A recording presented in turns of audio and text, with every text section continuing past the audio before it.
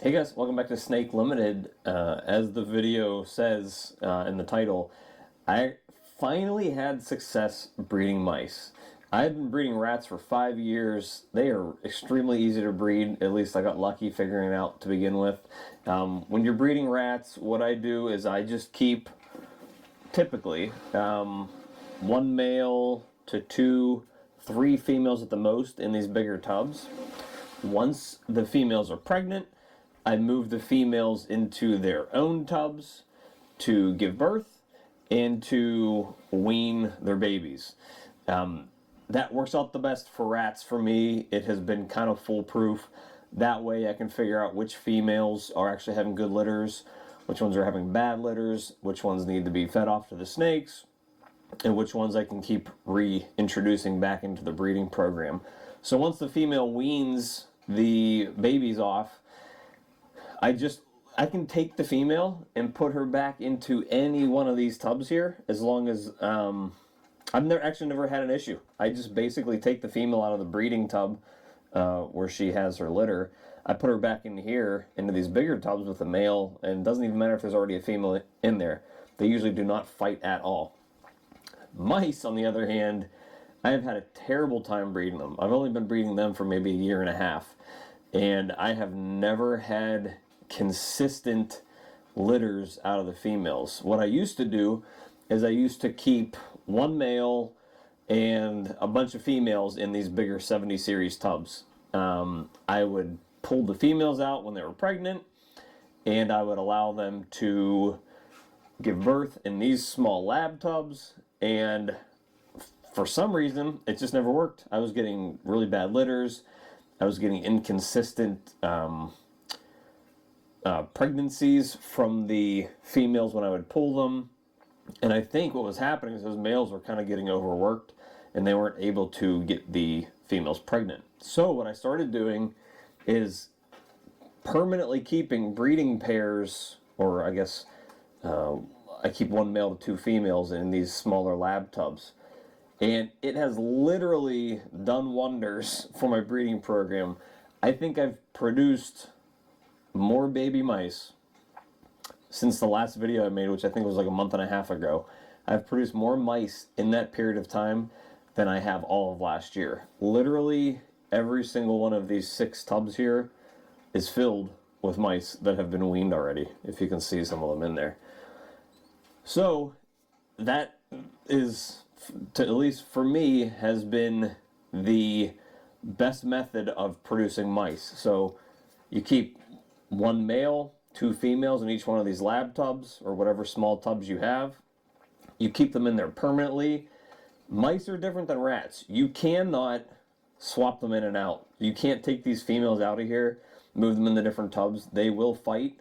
I've had issues where I've had females that weren't producing, or they'd have bad litters, and I'd remove them. If you try to put a new female in there, the other female or the other male, they will fight with it. Probably not kill it like some other rodents will, but they'll beat it up to the point where it might just die because of its injuries. So you cannot swap these. Basically what happens is once you create one of these mini colonies of one male to 2 females, you leave it in there permanently. Once you figure out that these females maybe aren't having good litters, you probably need to remove them and create a whole new colony with the one good female, or just take this male out, feed off the 2 females, and start a new colony with a male, or just feed off all 3 of them. But it has worked perfectly for me. I'm getting litters from these females consistently. The males aren't having any issue getting the females pregnant. The litters, for the most part, are coming out pretty well. It's kind of easy to figure out which females are having good litters and which aren't, because there's only 2 females in there. And typically one's still pregnant while the other one's sitting on a litter of little pups, little pinkies. So you can figure out if there's 2 females in there, which one's having good litters, which one's having bad litters. So that works perfectly for them. So for the mice, to recap, I keep one male to 2 females in all these little laboratory tubs. You keep them in there permanently. You do not remove any of the mice ever. That's like their permanent home.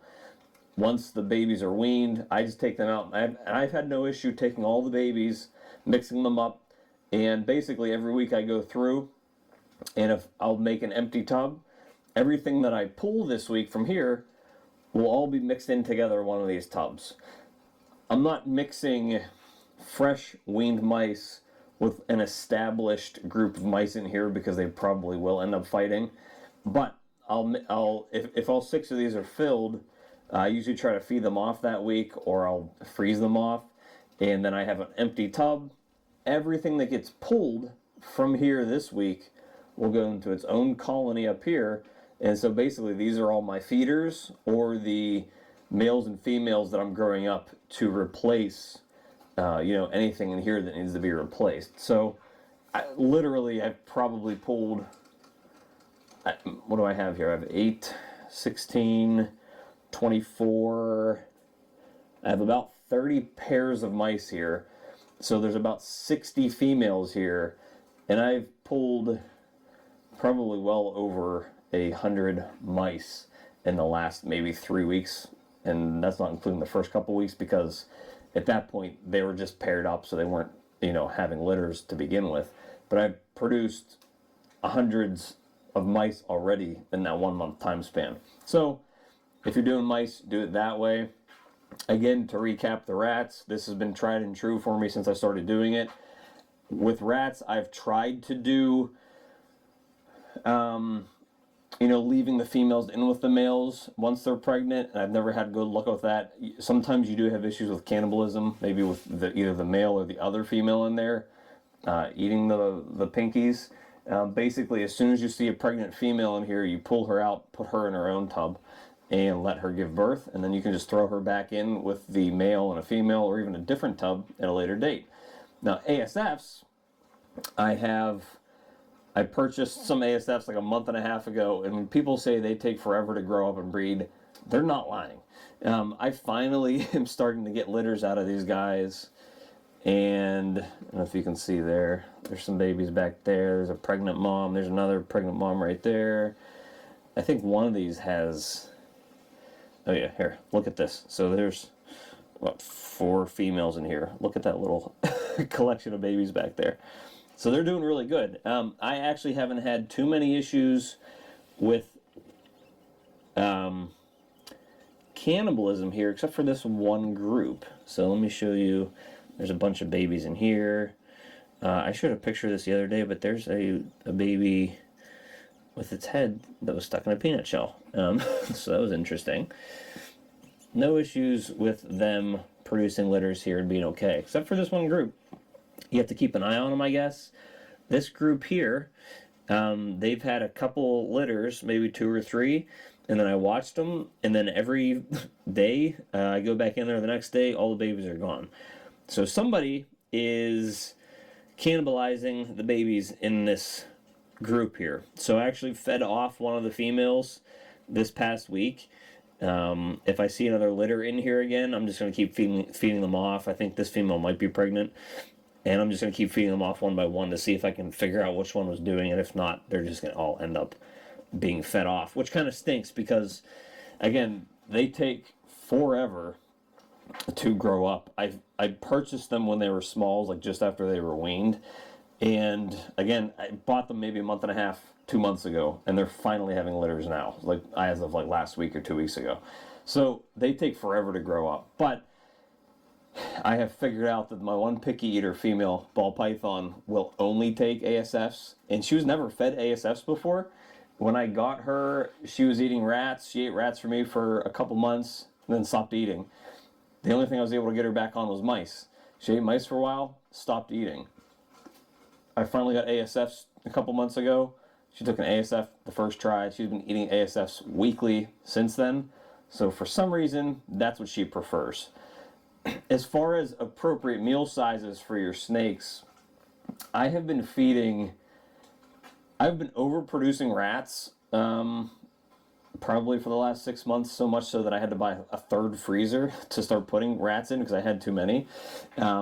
So I decided to kind of scale back on the rats a little bit and start freezing them off when they're a little smaller so that I have enough to feed hatchlings for the upcoming season. But what I also figured out is my adult females, actually do better and feed more consistently when they're getting a smaller meal.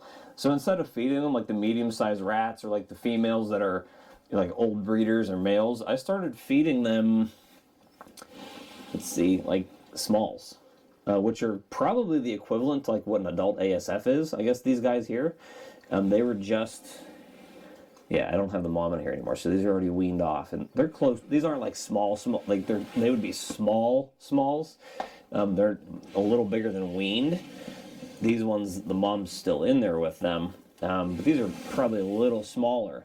But I've found that the females feed more consistently when I'm feeding them the smaller rats than when I'm feeding them the larger ones, which makes sense from a, my belly's full perspective, but that's actually not what I'm talking about. When I feed a medium rat to a female, she'll eat it, and she won't even eat 2 weeks later sometimes once it's fully digested. Sometimes she'll go off food for a month and a half, 2 months.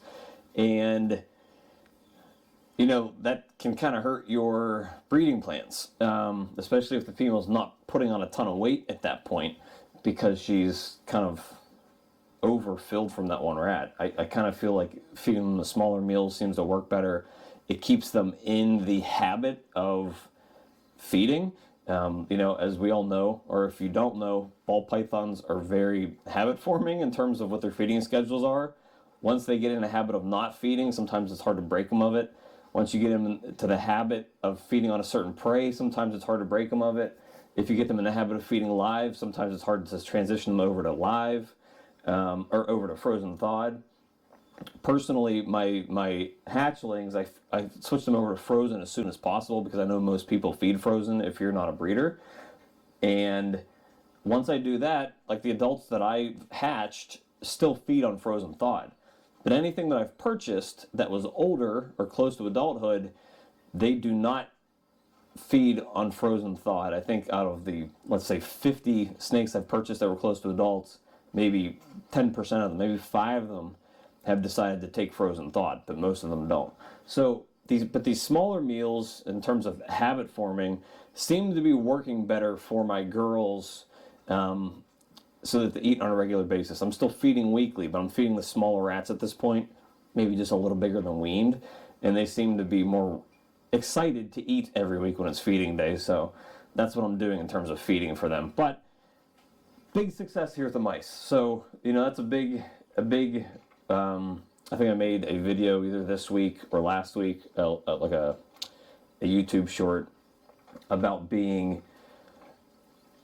very, not wasting your resources, not feeding a bunch of rodents and wasting your time and money when they're not producing. And this really has worked out well for me. I'm cleaning more often than I was before because before these only had one female in there and maybe some babies. And I wasn't having to clean these, but now I have to clean them every week because there's 3 adults in there plus their babies until they're big enough to move. So it kind of stinks that it's actually making more work for me, but I'm hoping that if I'm starting to transition more to ASFs and away from the bigger rats, that maybe I'll save some time having to clean these weekly, because rats, if produce a ton of waste and they're extremely messy, and you have to clean those every week with rats. ASFs, even though I'm keeping 4 or 5 or 6 ASFs in some of these bins, they don't produce nearly as much waste, and they also pee usually in the same corner, kind of like a litter box for a cat. And so instead of them messing up the whole area, they'll usually mess in one corner, and they keep it pretty tidy, and they do not smell as bad as rats either. So if I start producing more of these guys and they take up more of this space, if I'm only feeding small rats to my ball pythons as the biggest meal, then a full-grown ASF is roughly the same size, so they'll probably do the job. And I've heard that their protein content is a little better. They're a little less fatty than a Norwegian rat, so that's probably better for your ball pythons too. But that's the update with all the rodent breeding here. Good stuff. Let me know if you guys have any questions. If you have any more good information to add to it, please post down below. On the last video, you guys started adding some really good content in there too, and some helpful stuff for everybody. So keep it going. Thank you guys for stopping by, and we'll see you next time.